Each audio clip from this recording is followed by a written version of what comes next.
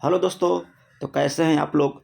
तो आज हम लोग जो प्लेटफार्म पब्लिकेशन का जो प्रैक्टिस सेट दरोगा वाला चल रहा था उसी के आज हम लोग सेट नंबर 11 देखेंगे। तो चलिए, तो ज़्यादा समय ना लेते हुए आपका आज का पहला क्वेश्चन देखते हैं। तो आज का पहला क्वेश्चन कह रहा है कि अलेक्जेंडर द ग्रेट के नाम से प्रसिद्ध सिकंदर भारत में कुल कितने महीने तक रहा था। तो ये आपका हो जाएगा कुल 19 महीने तक जो सिकंदर जो है वो भारत में रहा था। सिकंदर जो है 3 दिसंबर 1916 16 दिसंबर 327 BC में वह भारत आया था। सिकंदर का जन्म जो है आपका 356 ईसा पूर्व में हुआ था। सिकंदर सेना ने ब्यास नदी को पार करने से इनकार कर दिया था। सिकंदर को पंजाब के शासक पोरस के साथ युद्ध करना पड़ा था, और जिसे हाइडे स्पीच का युद्ध के नाम से भी हम लोग जानते हैं। और सिकंदर ने भारत विजय का अभियान जो है 326 ईसा पूर्व में प्रारंभ किया था। तो चलिए नेक्स्ट क्वेश्चन देखते हैं। नेक्स्ट क्वेश्चन कह रहा है कि शतपथ रथ मंदिर का निर्माण पल्लव नरेश नरसिंह वर्मन प्रथम ने कहाँ पर करवाया था। तो ये आपका करवाया था महाबलीपुरम में करवाया था। थोड़ा सा देख लीजिएगा, थोड़ा सा गला खराब है तो तीसरा नंबर क्वेश्चन कह रहा है कि भारत में मुस्लिम राज्य का संस्थापक मोहम्मद गौरी का माना जाता है, परंतु भारत में स्वतंत्र मुस्लिम राज्य का संस्थापक किसे माना जाता है। तो ये माना जाता है आपको कुतुबुद्दीन ऐबक को माना जाता है। और कुतुबुद्दीन ऐबक जो था भारत के प्रथम मुस्लिम सुल्तान था, जिन्हें 1206 ईस्वी से लेकर 1210 ईस्वी तक शासन किया था। अगला है कि मुगल काल में सर्वाधिक मनसबदार किसके शासन काल में थे। तो ये आपका था औरंगजेब के शासन काल में थे, और सबसे जो थे वह हिंदू धर्म से थे, और ये जो थे छोटे छोटे पदों पर आसीन थे। और जहांगीर बोल रहा है तो जहांगीर जो है कैप्टन हॉकिंस जो है जहांगीर के दरबार में आया था। अगला है कि कांग्रेस अध्यक्ष पद को महिला ने सुशोभित किया। बताइए इनमें से कौन सी महिला है जो कांग्रेस का अध्यक्ष नहीं बनी है।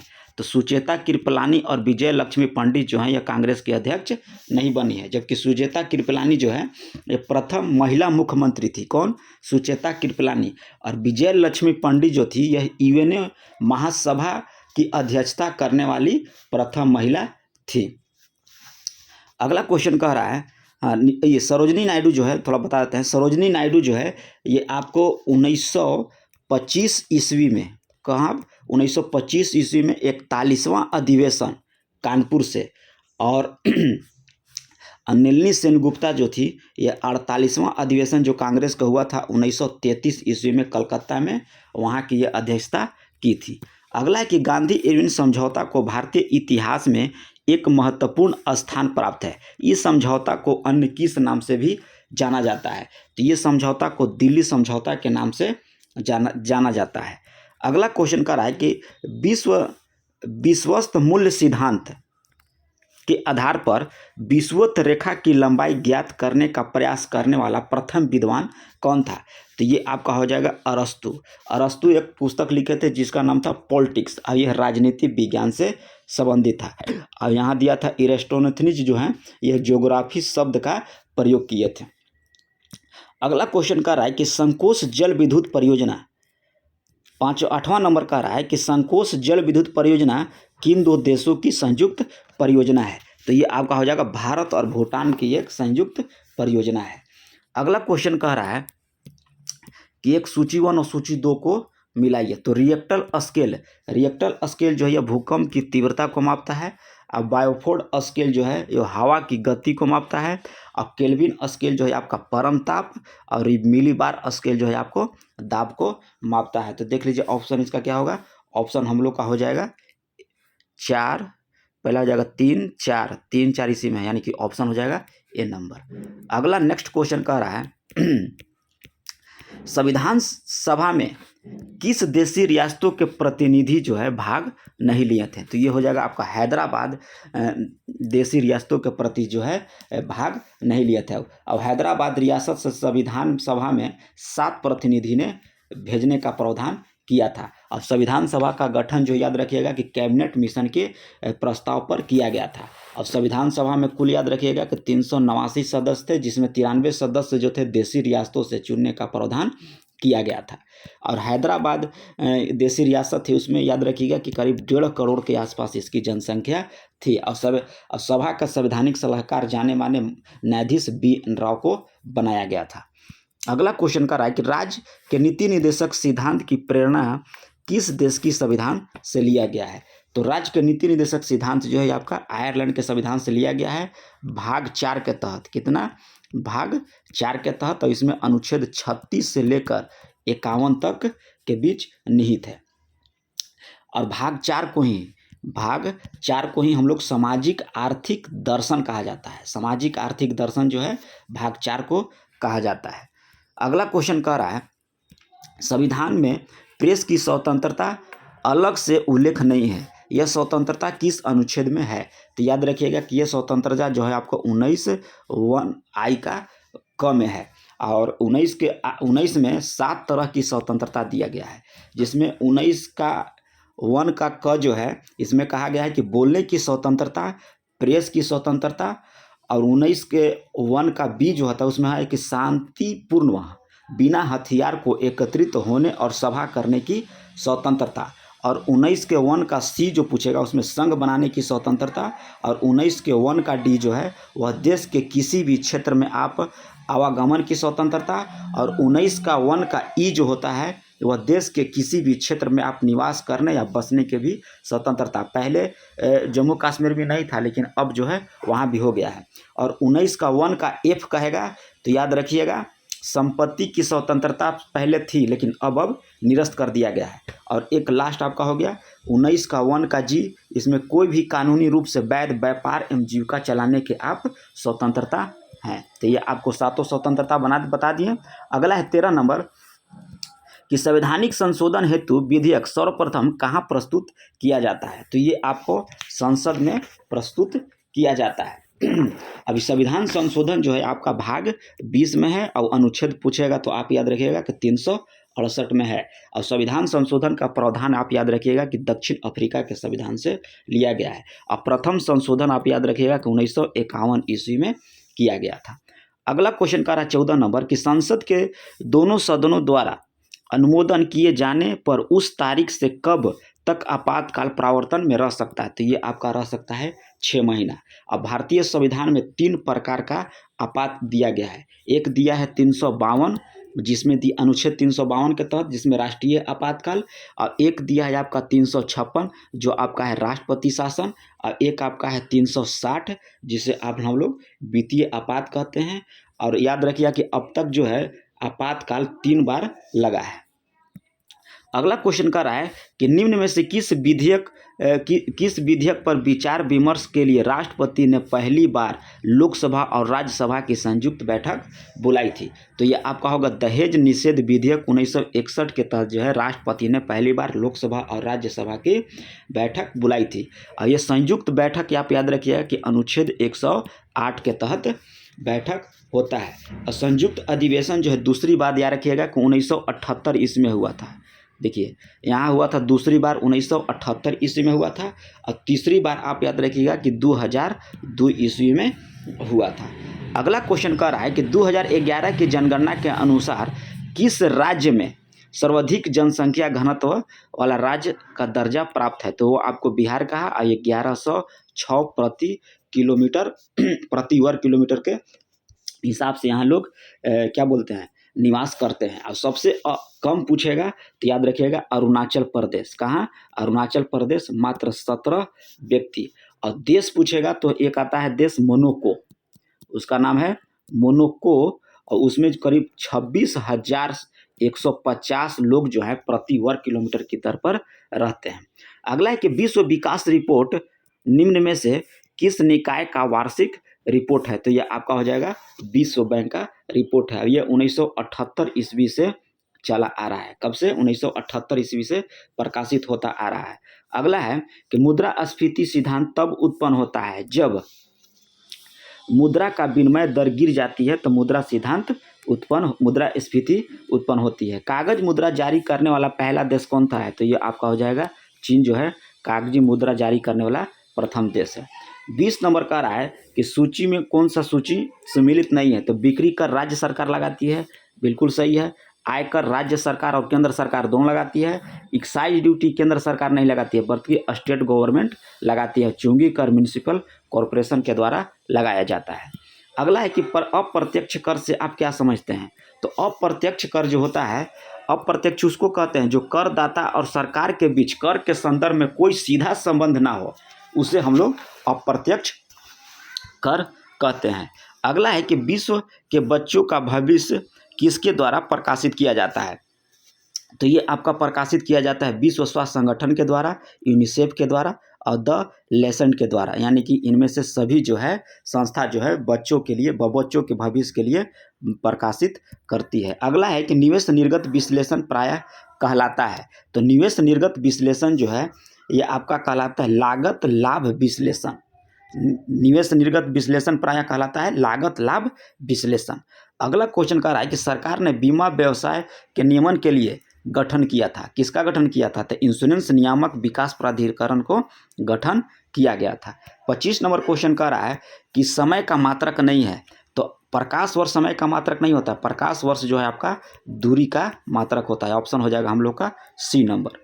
अगला क्वेश्चन कह रहा है कि पिंड का भार शून्य नहीं होगा, तो पिंड का भार जो है किसी पिंड का भार शून्य कहाँ पर नहीं होगा, तो ये हो जाएगा आपका किसी घर्षणहीन सतह पर जो है पिंड का भार शून्य नहीं होता है। पृथ्वी के केंद्र पर अंतर्ग्रहिक अंतरिक्ष में और स्वतंत्र गिरने के दौरान जो है पिंड का भार शून्य होता है, लेकिन किसी घर्षणहीन सतह पर वह पिंड का भार शून्य नहीं होता। तो 26 का ऑप्शन हो जाएगा हम लोग का डी।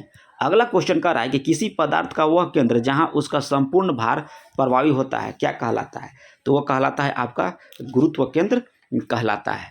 28 नंबर क्वेश्चन हम लोग का यही कह रहा है कि एक ठोस वस्तु को द्रव्य में पूर्णतः डुबोया जाता है तो उसका भार कम प्रतीत होता है, तो वस्तु का ऊर्ध्वाधर बल निम्न से किस पर निर्भर करता है, तो ये आपका निर्भर करता है ठोस वस्तु के घनत्व पर निर्भर करता है। अगला है 29 नंबर।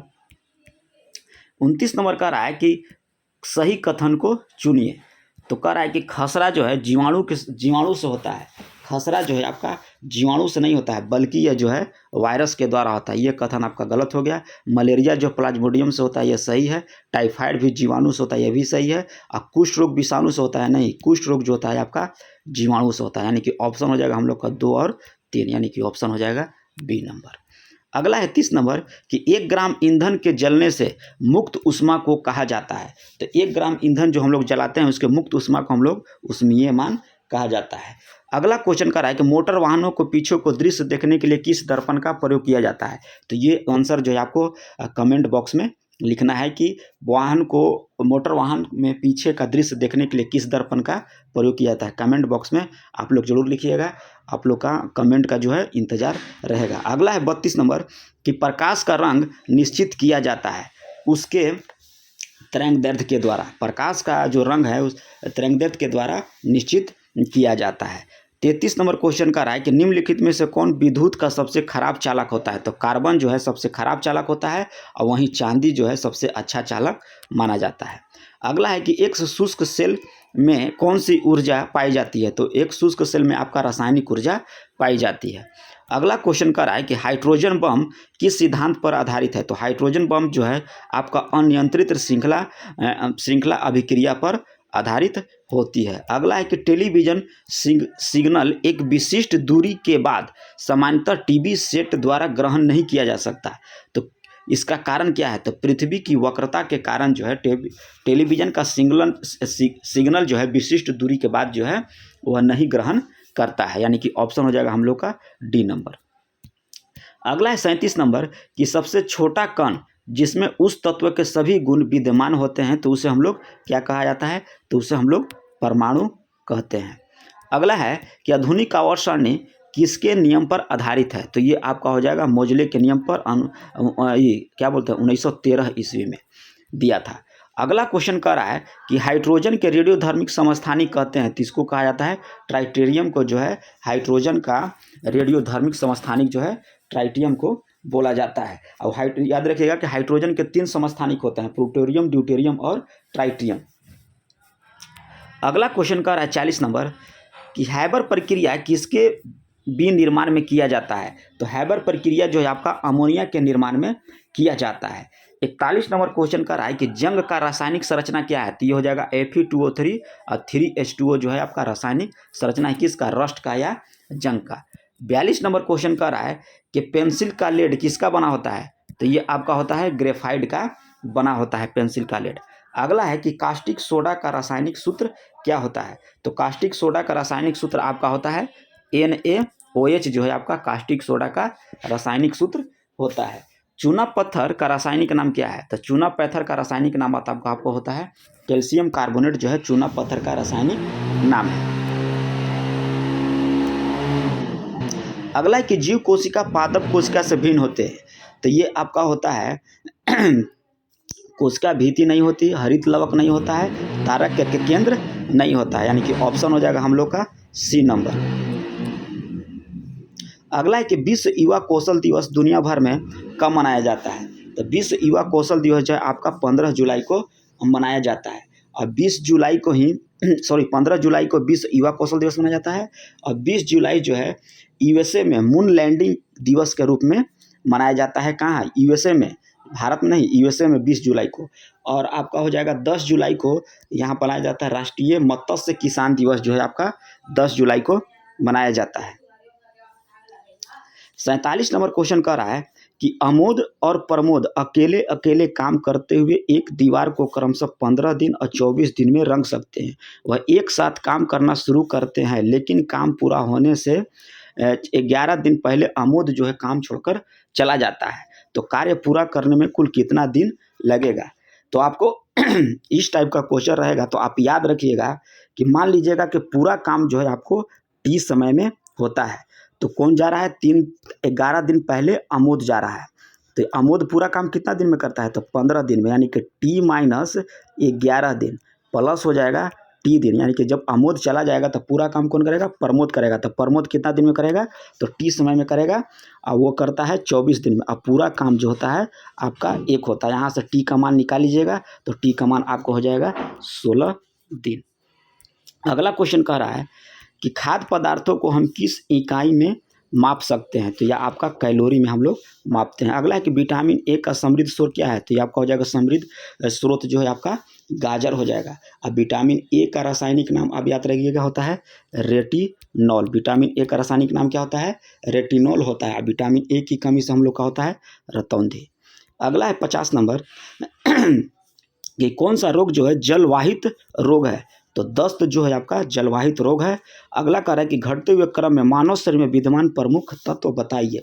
घटते हुए क्रम में तो सबसे पहले आपका हो जाएगा कैल्शियम की मात्रा सबसे अधिक होती है, उसके बाद फास्फोरस की, गंधक के और सबसे कम पोटेशियम की, यानी ऑप्शन हो जाएगा B नंबर।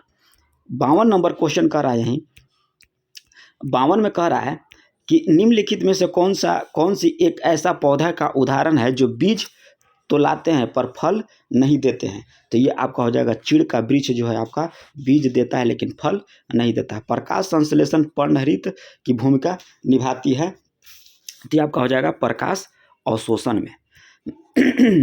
अगला है कि मुगल पेंटिंग के शासन में अपनी चरम सीमा तक पहुंची थी। तो मुगल पेंटिंग आप याद रखिएगा कि जहांगीर के शासन काल में जो आपकी चरम सीमा पर पहुंची थी। और जहांगीर को चित्रकला का विशेषज्ञ भी कहा जाता है। और जहांगीर के समय को स्वर्णकाल कहा जाता है, किसका, चित्रकला का स्वर्णकाल भी कहा जाता है।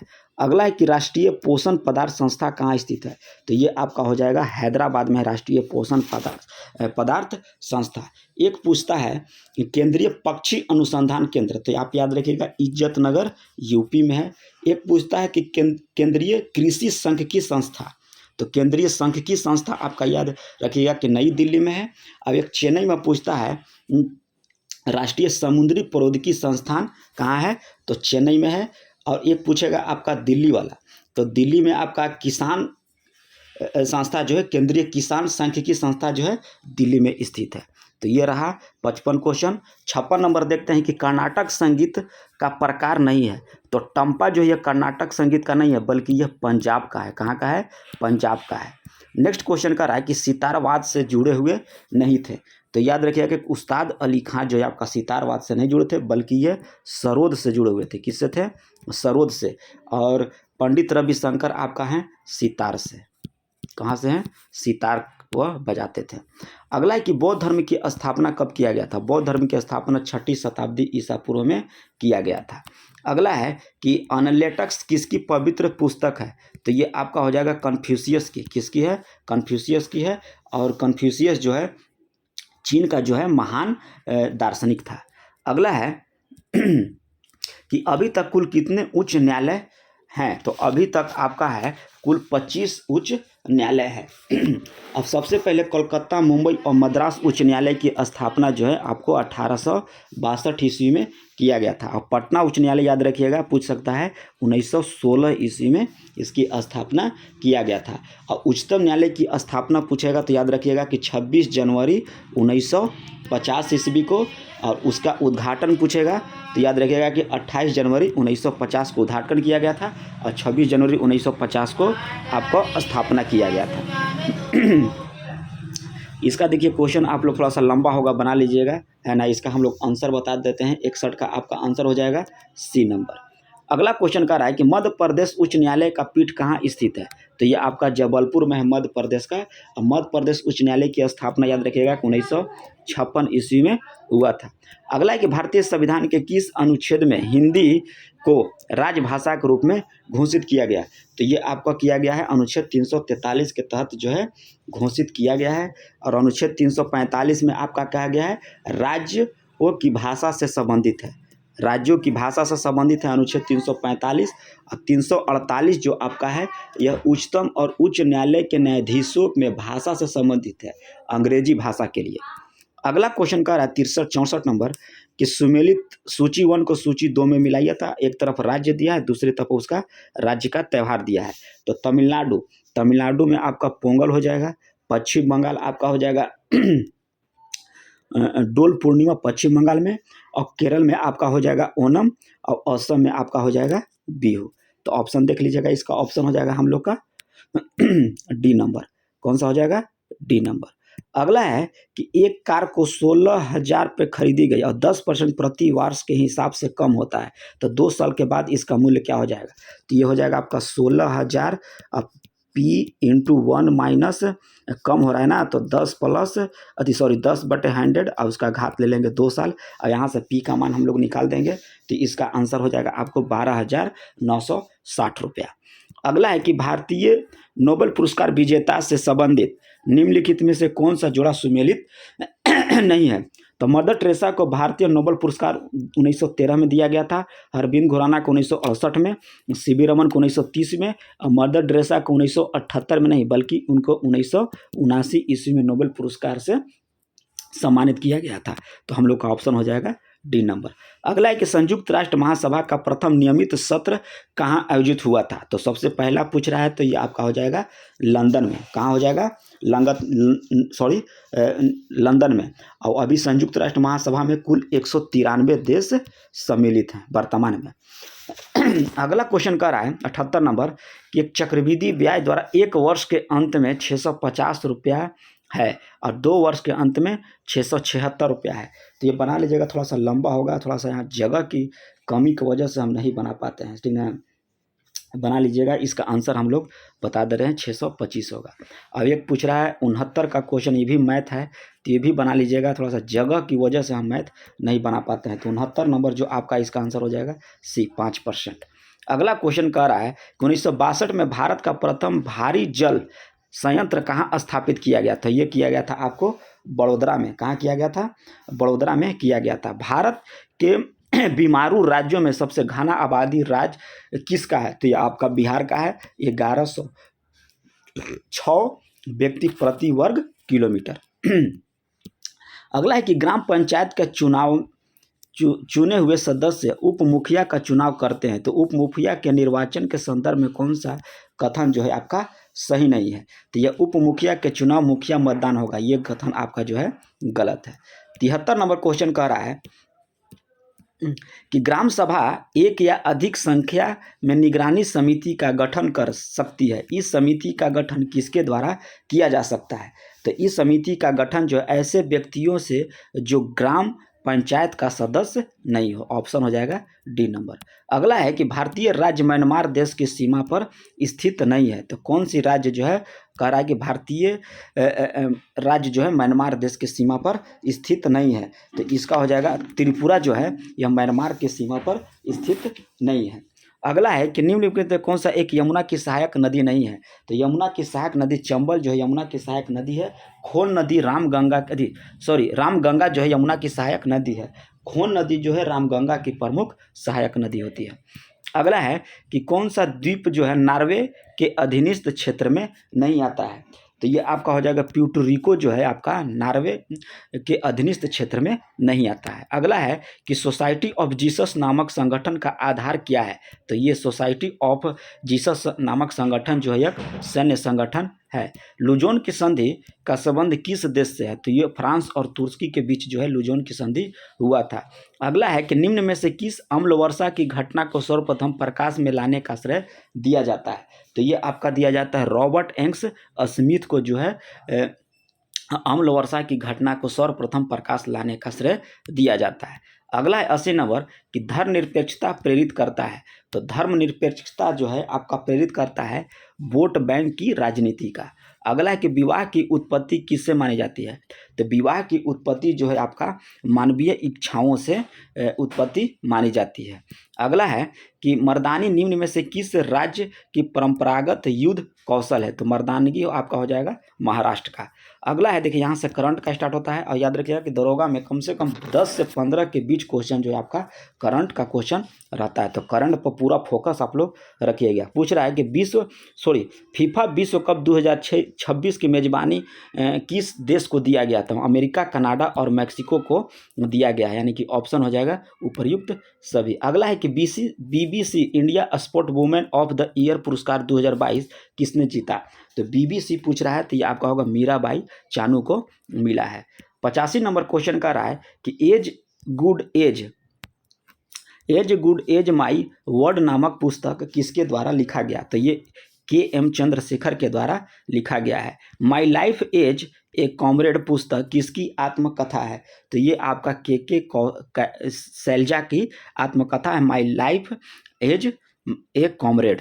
अगला क्वेश्चन कह रहा है कि फरवरी 2023 में साइक्लोन ग्रेवियल ने किस देश को प्रभावित किया था? तो ये आपको न्यूजीलैंड को प्रभावित किया था। 88 नंबर क्वेश्चन का रहा है कि अंतर्राष्ट्रीय वन दिवस के अवसर पर टिकली गांव हरियाणा में किसने अरावली ग्रीन वॉल परियोजना का शुभारंभ किया? तो ये आपका भूपेंद्र यादव के द्वारा किया गया है। किस वर्ष तक पूरे भारत को डॉपलर वेदर रडार नेटवर्क से जोड़ने की घोषणा किया है? किस वर्ष तक भारत को डॉपलर वेदर रडार नेटवर्क से जोड़ने की घोषणा किया गया? तो ये आपका 2025 तक जो है भारत घोषणा किया गया है। 90 नंबर क्वेश्चन का रहा है कि केंद्र सरकार ने कितनी राशि को मंजूरी पीएम विश्वकर्मा स्कीम हेतु अगस्त 2023 में दी है? तो ये आपका दिया है 13,000 करोड़ रुपया। विश्व महिला मुक्केबाजी चैंपियनशिप 2023 में 75 किलोग्राम वर्ग में किसने स्वर्ण पदक जीता है? तो ये आपका लवलीना बोर्गोहेन जीता है। अगला है 92 नंबर 92 नंबर का रहा है कि 68वें हुंडई फिल्म फेयर पुरस्कार में किस फिल्म ने सर्वश्रेष्ठ फिल्म का पुरस्कार जीता? तो ये आपका जीता है गंगूबाई कठियावाड़ी।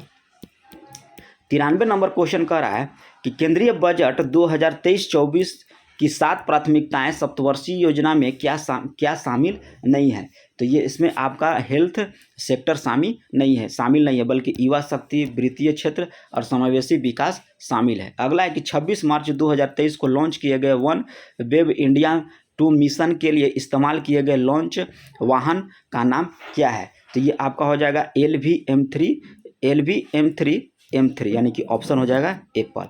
95 नंबर क्वेश्चन का रहा है कि किस वर्ष को बाजरा को अंतर्राष्ट्रीय वर्ष के रूप में घोषित किया गया?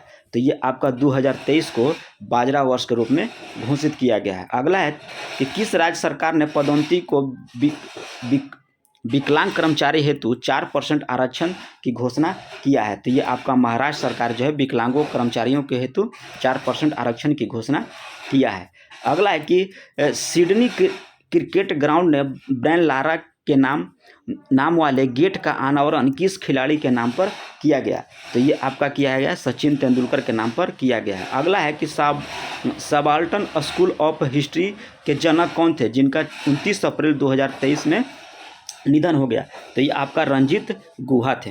अगला है 99 नंबर कि 2023-24 में अवधि में हेतु नैस्कॉम का अध्यक्ष किसे नियुक्त किया गया है? तो ये नियुक्त किया गया है अनंत महेश्वरी को।